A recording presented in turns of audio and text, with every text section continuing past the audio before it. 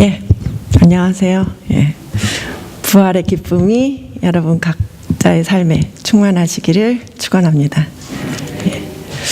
자, 제가 신대원을 들어가서 첫 번째 학기에 영성신학을 들었는데 그 교수님이 목회를 겸하고 계셨어요. 그래서 하루는 교인들한테 이런 미션을 주셨다고 합니다. 가서 이번 주에 음식을 정성 들여 만들어서 이웃사람과 나누고 그걸 다음 주에 교회에 와서 그 이야기를 한번 서로 나누자, 이렇게 미션을 주셨어요. 근데 다음 주에 교인들이 모여서 얘기를 하는데 하나같이 하는 얘기가, 나는 이번 주에 어떤 음식을 만들었는데 어떤 집사님하고 나눴고 누구네 어떤 권사님을 초대했고 어디를 찾아갔고 한데 그 결론은 나는 그 대상이 이웃이 전부 교인이었어요. 그러니까 여기서 제가 한번 생각해 보세요. 과연 이 목사님이 주신 미션과 교인들이 이해한 미션에서 이웃이라는 개념이 일치했느냐는 거죠. 그게 일치되지 않았죠. 그렇죠? 자, 그래서 오늘은 제가 지난번에 이어서 하나님 사랑, 이웃 사랑에 대해서 말씀을 나누는데, 지난번에는 하나님 사랑에 초점을 두었고 오늘은 이웃 사랑에 초점을 두어서 말씀을 나누고자 합니다.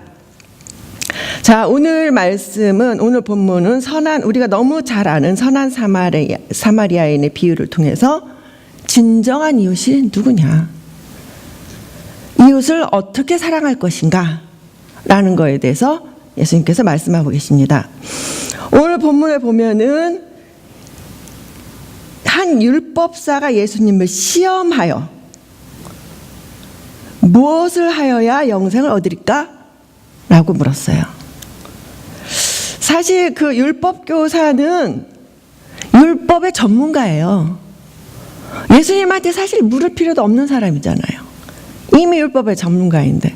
근데 이 사람이 일어나서 의도가 뭐냐고 여기 명시되어 있는데 시험했어요. 예수님을 시험해서 어찌하면 영생을 얻으리까? 자, 무엇을 해야 영생을 얻으리까? 다른 말로 말하면 율법에서 가장 큰 중요한 계명이 무엇이냐? 율법의 핵심이 무엇이냐? 라고 예수님께 여쭤본 거죠. 예수님께서는 이미 그의 의도를 알았기 때문에 직접 말씀하시지 않고 율법에 무엇이라 기록되었으며 내가 어떻게 읽었느냐? 율법의 전문가인 너는 어떻게 읽었고 어떻게 이해하느냐는 거예요. 자, 그래서 이 사람이 말하기를 27절 보면은 내 마음을 다하며 목숨을 다하며 힘을 다하며 뜻을 다하여 주 너의 하나님을 사랑하고 또한 내 이웃을 내 몸과 같이 사랑하라 하였나이다 라고 말했어요. 예수님께서 그래, 내 답이 옳구나, 너 오라, 이를 행하라, 그리하면 살리라 라고 말씀하셨어요. 자, 언뜻 보면 이 율법사가 말하기에 정확히 맞죠. 율법의 가장 중요한 하나님 사랑, 이웃 사랑 말했으니까. 그러나 사실 여기에서 문제는 그가 이해한 이웃이라는 것이 어떤 범주냐는 거, 어느 범주에 속하냐는 거죠. 여기에서 쓰인 이웃이라는 그 히브리어는 플레시온이라는 단어를 썼는데, 유대인들이 이 단어를 어떤 개념으로 사용했냐면 동족 또는 같은 종교권에 있는 사람, 같은 유대인을 가리키는 의미로 사용했습니다. 그러니까 엄밀히 말해서 이 율법사가 말한 이 이웃이라는 것은 이방인들이나 오늘 나오는 사마리인들은 범주에 벗어난 거예요. 이웃의 범주에서 벗어난, 한마디로 말하면 이웃이 아닌 거예요. 자, 게다가 그 율법사는 한 걸음 더 나가서 자기를 옳게 보이려고 예수님께 이렇게 묻죠. 그러면 내 이웃이 누구니까? 예수님은 그 마음이, 그가 계속 이걸 묻고 자기를 주장하는 의도를 이미 다 아셨고 그의 위선과 그의 완악함을 아셨기 때문에 예수님께서는 사마리아인의 비유를 통해서 오늘 이웃사랑에 대해서 말씀을 하고 계십니다. 자, 오늘 사마리아, 우리가 너무 잘 아는 이야기죠. 어떤 강도 만난 자의 급박한 상황이 본문에 나와 있습니다. 어떤 사람이 예루살렘에서 여리고로 가다가 강도를 만났어요. 그 강도들이 그가 가진 모든 것을 다 빼앗고 그것도 부족해서 옷까지 다 벗기고 때려서 거반 죽게 되었는데 버리고 가버린 거죠. 자, 예루살렘에서 여리고까지는 22.4마일이더라고요.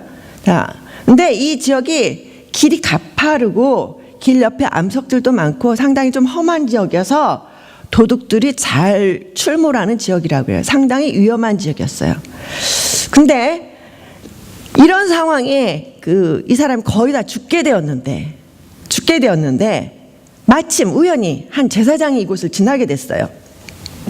그런데 이 제사장이 그를 보더니 피하여서 정확히 말하면 다른 길로 돌아서 갔습니다. 자, 아마 이 제사장은 예루살렘에서 자기 제사장의 임무를 마치고 여리고에 있는 자기 집으로 돌아가는 길이었을 걸로 추정되는데 왜 제사장이 이렇게 긴박한 상황에 있는 사람을 피해서 돌아갔을까요? 뭐 여러 가지 해석이 있을 수 있어요. 자기도 강도 만날 것을 두려워해서 그랬을 수도 있다.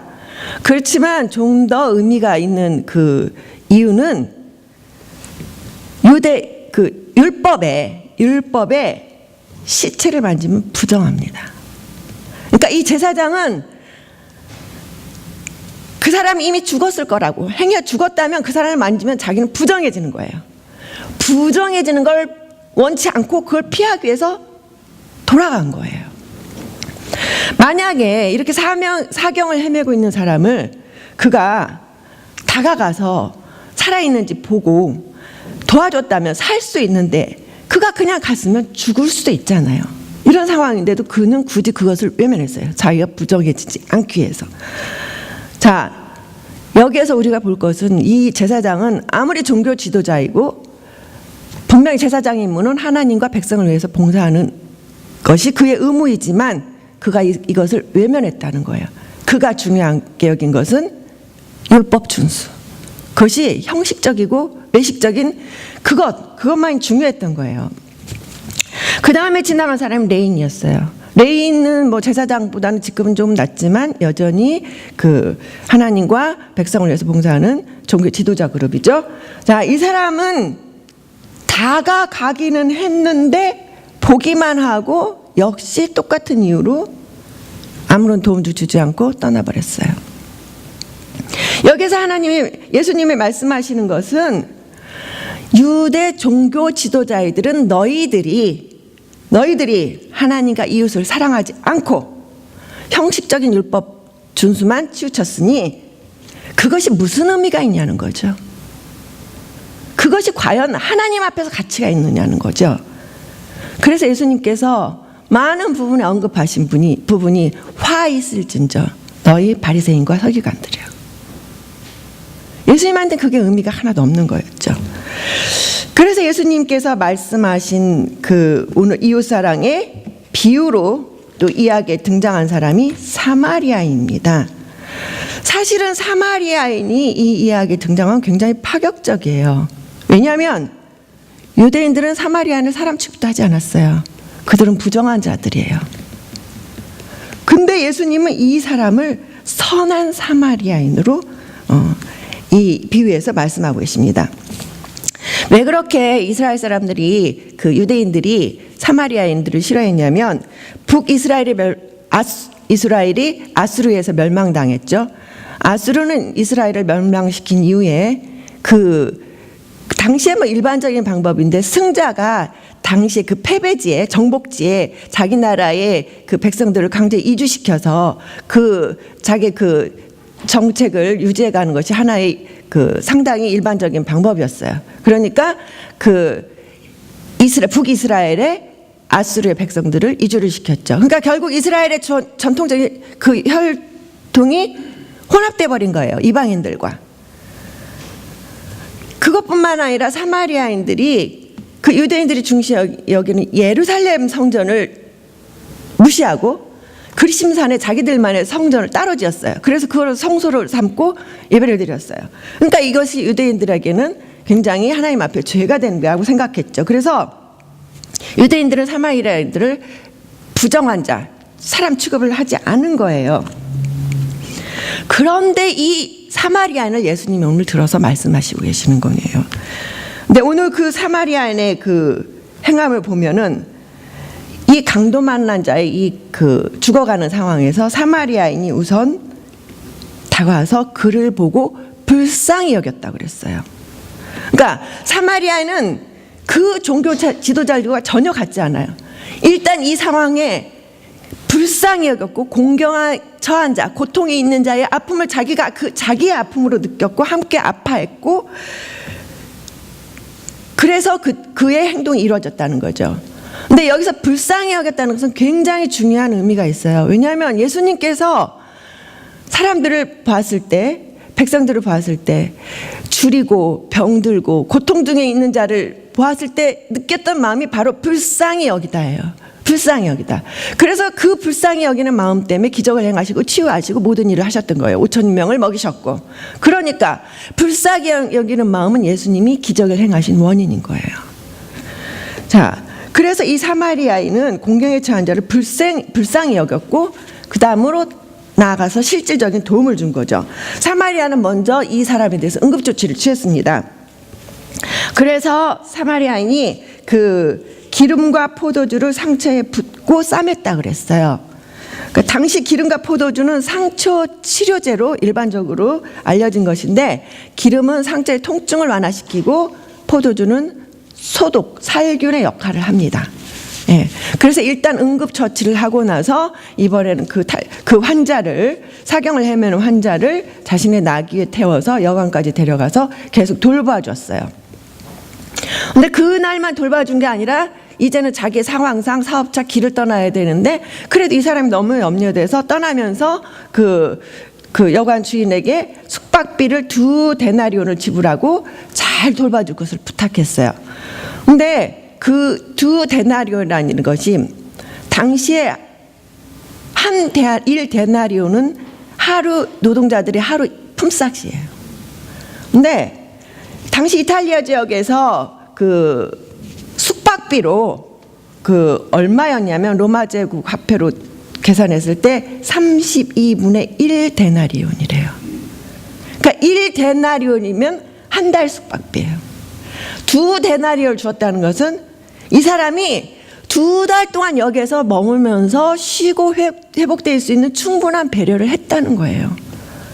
비용상으로도 엄청나지만 이 사람이 얼마나 그 사람을, 이 사마리아인이 이 지금 사경을 헤매는 이 사람을 많은 배려를 했는지 알 수가 있죠. 그리고도 부족해서 만약에 부비가 더 들거든 내가 돌아올 때 갚으리라고까지 약속을 했어요.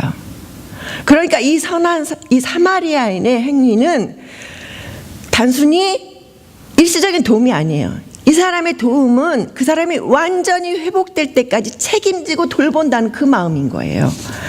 자, 그래서 오늘 이 사마리아인의 이웃사랑을 통해서 주님이 우리에게 물으십니다. 오늘 말씀의 핵심이죠. 내 이웃이 누구냐? 너의 이웃은 누구냐? 나아가서 공경에 처한 자의 이웃이 누구냐? 한 걸음 더 나가서 너는 누구의 이웃이 될 거냐? 라는 질문입니다. 자, 그럼 이웃이라는 개념 우리가 이미 다 알았죠. 그 이웃이라는 거는 하나님 안에서는 아무런 경계가 없어요. 어떤 경계로도 이웃을 제한할 수가 없어요. 어떤 민족적인 것, 종교적인, 사회적인 어떤 힘, 권력, 가난하든 부유하든 제한이 없습니다. 하나님이 창조하신 모든 사람, 그 사람은 다 우리의 이웃입니다. 나의 이웃입니다. 여러분의 이웃입니다. 그러면 또 예수님이 묻습니다. 오늘 말씀을 통해서 너는 어떻게 이웃을 사랑해야 하느냐? 라는 거죠. 당연히 오늘 말씀에 행하라. 너도 같이 이와 같이 행하라 그랬어요. 행하라 그랬어요. 근데 행하는데 오늘 사마리아인이 본 그 모델을 보면은 그 사람의 고통을 함께 아파하고 함께 불쌍히 여기고 나눴다는 거죠. 공감했다는 거죠.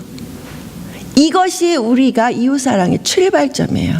다른 사람의 아픔을 함께 공감하고 나누는 것, 함께 짐을 짓는 것. 그 다음에 두 번째 단계로는 자비를 베풀라 그랬어요. 자비를 베푸는 자가 이웃이라 그랬어요. 그러니까 실질적으로 이웃의 필요를 채워주는 행함이 있어야 돼요. 말로만 의미가 없죠. 우리가 잘 아는 야고보서 대표적인 행함을 강조하는 야고보서 2장 14절에서 17절 말씀에 다시 한번 저희가 봉독하면, 내 형제들아, 만일 사람이 믿음이 있노라 하고 행함이 없으면 무슨 유익이 있으리요? 그 믿음이 능히 자기를 구원하겠느냐? 만일 형제나 자매가 헐벗고 일용할 양식이 없는데 너희 중에 누구든지 이르되 평안히 그에게 평안히 가라, 덥게 하라, 배부르게 하라 하며 그 몸에 쓸 것을 주지 아니하면 무슨 유익이 있으리요? 이와 같이 행함이 없는 믿음은 그 자체가 죽은 것이다 라고 말씀하고 계십니다. 그래서 우리가 실질적으로 행함이 필요하고, 단지 행함이 일시적인 것이 아니고 나아가서는 그 대상이 회복될 때까지 우리가 책임지고 돌봐야 된다는 것입니다. 그러면 이제 우리가 세상 속에서 오늘 내가 누구 이웃이 되어야 될까? 라는 것을 한번 고민해 봐야 합니다. 나는 오늘 이 세상에서 내가 누구 이웃이 되어야 될까? 어떻게 그 사람이 이웃이 될까? 라는 겁니다.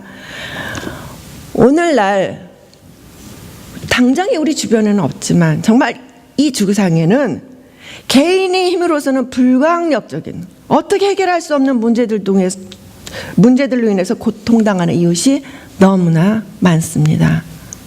가장 대표적인 게 기아와 질병이죠. 지금 우리 삶은 참 너무 축복받아서 음식이 남아돌고 정말 수없는 음식이 버려지고 너무 음식을 과잉 섭취해서 비만이고 그로 인해서 건강에 문제가 발생하고 살을 빼기 위해서 엄청난 전쟁과 같은 노력을 하고 있는데, 지구 한편에서는 수많은 사람이 굶주림과 질병으로 죽어가고 있다는 사실. 우린 여기에 너무 둔해졌어요. 너무 둔해졌어요.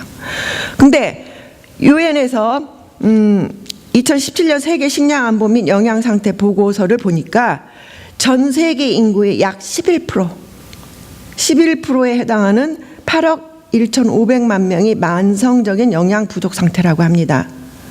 근데 더욱 심각한 것은 그동안 농업기술이 발달하면서 그 기아 인구가 좀 줄었는데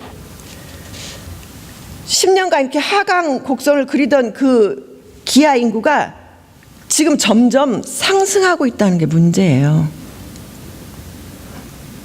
왜 그럴까요?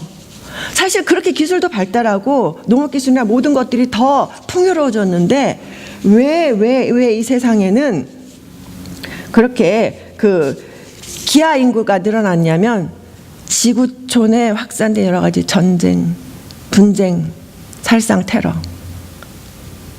뿐만 아니라 기후변화로 인해서 가뭄과 홍수까지 겹쳐서 지금 엄청난 인구가 기아와 질병에 허덕이고 있어요. 지금 이 11%라고 얘기한 그 8억 1,500만 명 중에 반이 넘는, 기아의 인구의 반이 넘는 4억 8,900만 명이 분쟁지대에 살고 있다는 것은 굉장히 심각한 문제예요. 그러니까 그들의 분쟁이, 그들의 기아가 게을러서 일을 안 해서가 아니라는 거예요. 우리 인간 사회에서 일어나는 모든 이 분쟁, 전쟁, 살상, 테러 이런 것들로 인해서 그들이 지금 굶어 죽어가고 질병에서, 고통에서 허덕이가 있다는 거예요. 유니세프 통계에 의하면은 영양실조로 5살 전에 생명을 잃는 전 세계 어린이의 절반이 영양 부족인데 그 어린이들이 매년 300만 명이라고 해요. 그래서 유니세프에서는 just 5 cents a day can save a child life. 그러니까 우리가 50센트만 그들을 위해서 기부하면 한 명의 아이가 살 수 있어요. 하루를 살 수 있어요. 20달러를 우리가 지원하면 그 어린이들이 하루에 한 끼를 먹으면서 깨끗한 물도 마시고 학교도 갈 수 있어요. 생각해 보세요. 50센트 우리한테 큰 돈 아니잖아요. 20달러 큰 돈 아니잖아요. 우리가 얼마든지 할 수 있는 돈인데도 그 11%가 굶어 죽어가고 있는데 나머지 89%가 외면해서 그들이 죽어가고 있는 거예요. 89%의 사람들이 그 11%를 한 달에 20달러만 기부하면 될 거를 외면해서 그들이 죽어가고 있는 거예요. 이건 얼마나 끔찍한 사건인지 모르죠. 지금 또 심각한 것들은 이런 전쟁, 테러 이런 것들로 정치적인 이런 폭력들로 인해서 자기 나라에서 도저히 살 수가 없어서 오죽하면 자기를 나라를 떠났겠어요. 목숨을 걸고 자기 나라를 탈출해서 난민으로 전정하고 있는데 거의 대부분 그 나라들에서 난민을 수용을 안 해주죠. 최근에 난민의 가장 난민을 수용을 가장 긍정적으로 우호적인 독일에서는 어떤 현상이 일어나고 있냐면 이 난민 수용을 반대하는 극우 세력들이 아주 지금 점점 더 세력을 강화시켜서 독일은 전쟁 이후에 나치즘이라는 언어를 거의 금기시했는데 지금 네오나치즘, 신나치주의가 급부상하고 있어요.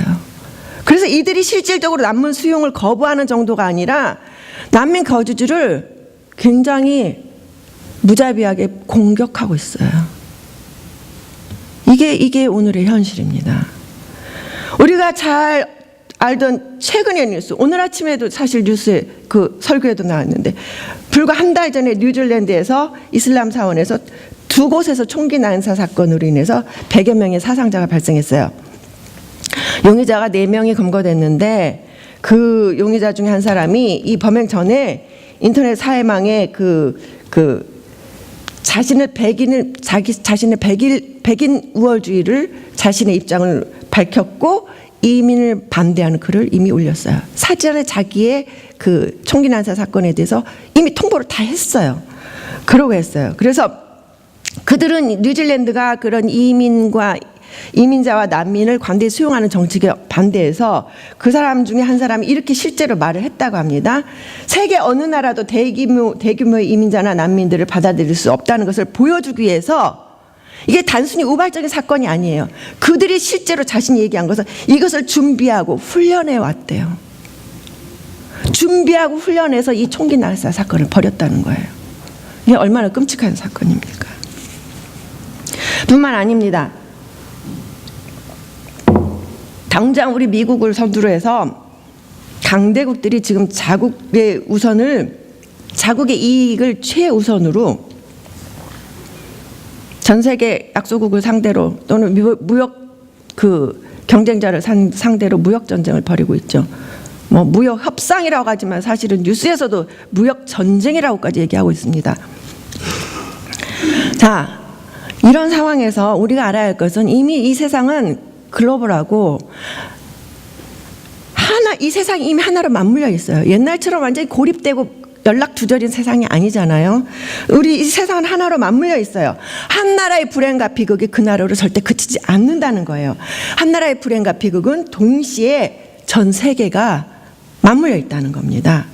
그래서 자국의 이익만을 추구하는 것이 결코 진정한 유익이 되지 않는다는 거예요. 얼마 전에도 뉴욕타임즈의 뉴스에 미국이 중국을 상대로 해서 관세를 부과하고 이런 결과가 과연 효과가 있었냐라는 거에서 오히려 더 손해다라는 그런 구체적인 제가 수치는 말 안 하겠지만 뉴욕타임즈에서 공식적으로 그런 기사까지 내보냈습니다. 예. 우리가 역사적으로 봐야 할 것은 나라들이 자국의 이익만을 추구하고 자국의 이익을 우선으로 했을 때 반드시 그 결과는 참혹한 전쟁이었다는 거예요. 그 인류의 대재앙이었습니다. 바로 가까운 불과 100년 이내의 사건으로 우리는 1, 2차 세계대전을 2번이나 겪었어요. 전 세계가 다 휩싸이는 큰 대전에 엄청난 피해를 봤어요. 침략자나 공격당한 자나 다 엄청난 피해를 받고 이건 대재앙이에요.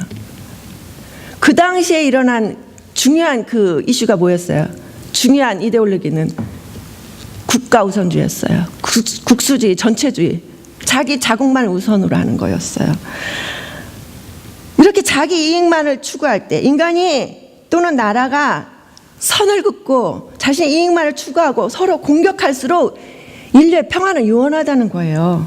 그리고 인류 전체가 더 큰 혼란과 비극에 빠져든다는 겁니다. 그래서 그 결과가 고스란히 우리에게 돌아와요. 그리고 우리뿐만 아니라 우리 후손에게까지 정말 재앙으로 돌아오는 거죠. 그런데 오늘날 참 안타까운 것은 크리스천인 우리가, 대부분의 크리스천마저 이웃사랑을 상실했다는 거예요. 세상은 이미 하나님의 메시지, 하나님이 계시다는 것도 잊은 것 같아요. 이웃사랑이라는 것은 완전히 거의 무시된 것 같이 세상이 돌아가요. 근데 이런 데서 크리스찬마저도 이웃사랑을 상실했다는 거예요. 우리는 이미 이웃의 고통을 외면하는 것이 일상화됐어요. 그래서 그게 우리는 가능한 한 우리가 안 보고 눈 감고 귀 막고 살기를 원해요. 많은 사람들이 이렇게 얘기해요. 세상에 고통을 당하는 사람이 너무 많은데, 도와줄 사람이 너무 많은데 내가 어떻게 그걸 다 도와줄 수 있냐, 이렇게 얘기해요. 세상에 그렇게 그 막강한 힘들로 인해서 움직여지는데 나같이 힘없는 사람이 내가 어떻게 세상을 바꿔, 나는 그런 힘도 능력도 없어 라고 합리화합니다. 하나님이 우리에게 하나님을 사랑하고 이웃을 사랑하는 것을 계명으로 주셨을 뿐만 아니라 예수님께서 이 땅에 오셔서 가장 관심 가진 자들은 가난하고 소외되고 병들고 힘없는 자들이었어요. 예수님은 그들을 불쌍히 여기셨고 그들을 먹이셨고 그들을 치유하셨고 그들을 위해서 기적을 행하셨어요. 그러면 주님의 자녀든 우리들은 당연히 오늘날 이 땅에서 고통받는 사람들을 먹고 그들이 안전하게 자고 병든 자가 치유받을 수 있도록 돕는 것이 우리의 당연한 의무가 아닐까요? 그건 우리의 선택사항이 아니에요. 그건 우리의 의무입니다. 그러니까 우리는 지금 이 시대에 단지 내가 보는 내 형제 자매가 아니라 이 세상을 향해서 이웃사랑을 실천해야 할 정말 절박한 상황에 있습니다. 성경은 결코 우리에게 이 세상의 모든 고통받는 자들을 다 돕고 다 구원하라고 말씀하시지 않습니다. 세상은 힘 있는 자들의 세상만이 아니에요. 힘없는 자들의 기도가 모이고 힘없는 자들의 마음이 모이고 그것이 모였을 때 민중의 힘이 됩니다. 민중의 힘이 세상을 변화시킬 수 있어요. 역사적으로 그런 사건은 참 많이 있었습니다. 제가 그것을 더 이상 얘기하지는 않겠지만 또 성경이 우리에게 명확히 보여준 이웃사랑의 방법은 하나씩 내가 할 수 있는 것부터 한 걸음씩입니다. 마태복음 25장에 예수님의 그 최후의 심판에 대한 비유가 나오죠. 40절에 보면은 이런저런 언급이 있었는데 핵심적인 구절을 보면은 40절에 너희가 여기 내 형제 중 지극히 작은 자 하나에게 한 것이 곧 내게 한 것이니라. 45절에 보면 지극히 작은 자 하나에게 하지 않은 것이 곧 내게 하지 아니한 것이다 라고 말씀하셨습니다. 마태복음 10장 42절에 보면 누구든지 제자의 이름으로 이 작은 자 중 하나에게 냉수 한 그릇이라도 주는 자는 내가 진실로 너희에게 이르노니 그 사람이 결단코 상을 잃지 아니하리라. 아멘. 문제는 우리가 이걸 몰라서 안 하는 게 아니죠. 안 하는 것이 문제죠. 제가 최근 본 다큐멘터리 중에 하나가 미국 멕시코 국경 위의 삶이라는 그 다큐멘터리 하나 봤는데 이제 최근 그 국경의 장벽 건설 그런 이슈들로 인해서 뭐 불거진 문제들을 취재한 거예요. 매년 50만 명의 불법 그 미입국자들이 멕시코에서 미국으로 넘어온답니다. 그들의 대부분은 뭐 상당히 사회적으로 심각한 문제이죠. 마약 운반하기 위해서 마약 밀매이고 또 상당수가 일자리를 찾아서 목숨을 건 미립국을 감행하고 있어요. 그들이 오히려 좀 힘을 가진 자들은 차량으로 마약도 밀매하지만 정말 힘없는 자들, 일자리 찾아오는 사람들은 그 국경 수비대를 눈을 피하기 위해서 그 가파른 산악지대, 정말 그 지역을 통해서 들어오고 있어요. 100도가 넘는 그런 무더위에 사막지방에서 가파른 그 돌산을 기어오르고 내리면서 그렇게 며칠을 거기에서, 때로는 수주를 거기를 경유해서 들어오는데, 체포된 자들의 대부분이 심한 탈수증으로 인해서 신장이 정지될 지경이랍니다. 그래서 그들의 상당수는 환각 증상까지 보인다고 그래요. 2001년부터 최근까지 사막에서 발견된 그 유해가 2,500구래요. 근데 거의 신원미상이에요. 발견된 것만. 그럼 발견되지 않은 그 사체들이 얼마나 많겠어요. 물론 그 국경 장벽 건설이나 여러 가지 그런 문제에 대해서는 정치적이고 사회적이고 경제적인 여러 차원에서 찬반 논란이 격렬하고, 또 저도 그 다큐멘터리를 보면서 양쪽의 주장이 다 나름대로 합리적인 이유가 있어요. 그러니까 저는 거기에 대한 논쟁은 피하기로 하겠어요. 제가 거기에서 관심 있게 본 것은 그 와중에 인권단체들이 그 미립국자들의 생명을 보호하기 위해서 매일매일 그 덥고 열악한 그 자갈밭 그 산악지역을 찾아가서 생수병을 갖다 놔준다는 거예요. 대표적인 그 단체가 휴메인 보더스더라고요. 그래서 그들은 정말 그 험한 지역을, 또 그들의 상당 부분이 회원들이 나이가 든 사람이었어요. 근데 차에서 내려서 그 돌산을 직접 걸어 올라가야 되잖아요. 그 통로를 실제로 찾아가려면. 그럼 양손에 1갤런씩 그 생수 2병을 들고 그 길을 가파르게 그 더위에 올라갑니다. 그리고 거기에 생수를 두고 옵니다. 그 사람 중에 한 사람이 이런 말을 했어요. 우리의 가르침 중 하나가 공공한 이웃이 없나 주변을 살피라는 것이다. 얼마나 귀한 거예요. 사실 크리스찬인 우리는 지금 오늘 너무 많은 공공한 이웃을 외면하고 있는데, 그들은 살피려는 거예요. 스스로 찾아가서 살피는 거예요. 또 그가 이렇게 말합니다. 우리의 유일한 목표는 누군가 이곳을 지나다 죽지 않도록 구하는 것이다. 우리의 노력으로 하나의 생명이라도 살릴 수 있다면 그 가치는 충분하다.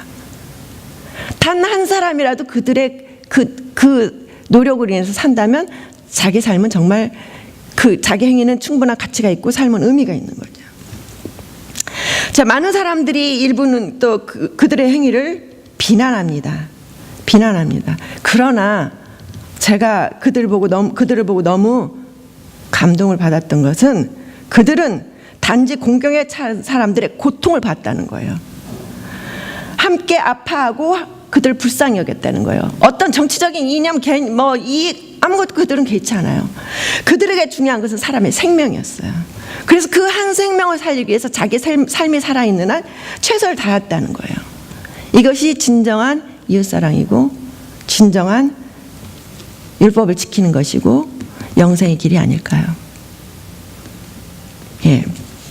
우리가 이웃을 사랑을 실천한 것은 그리 먼 것도 그리 어려운 것도 아닙니다. 이들처럼 우리는 고통당하는 이웃의 아픔을 진정으로 볼 수 있어야 되고 함께 아파야 되는 것에서 이웃사랑이 시작됩니다. 그리고 그들을 위해서 내가 내 삶에서 누리는 일부분을 내어놓는 것, 그것에서 행함이 실천됩니다. 근데 중요한 것은 내 걸 다 하고 그들을 위해서 봉사한다 그러면 평생 할 수가 없어요. 그것에 우선순위를 두고 일정 부분 우선순위를 두고 먼저 내어놔야 된다는 겁니다.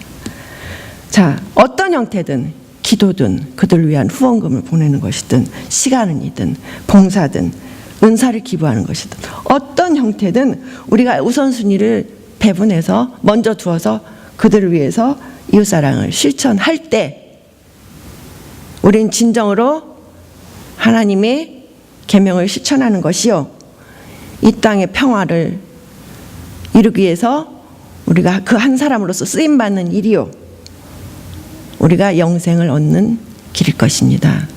이 모든 일에 우리가 동참하고 또한 그 축복을 누리시기를 주님의 이름으로 기원합니다. 기도하겠습니다.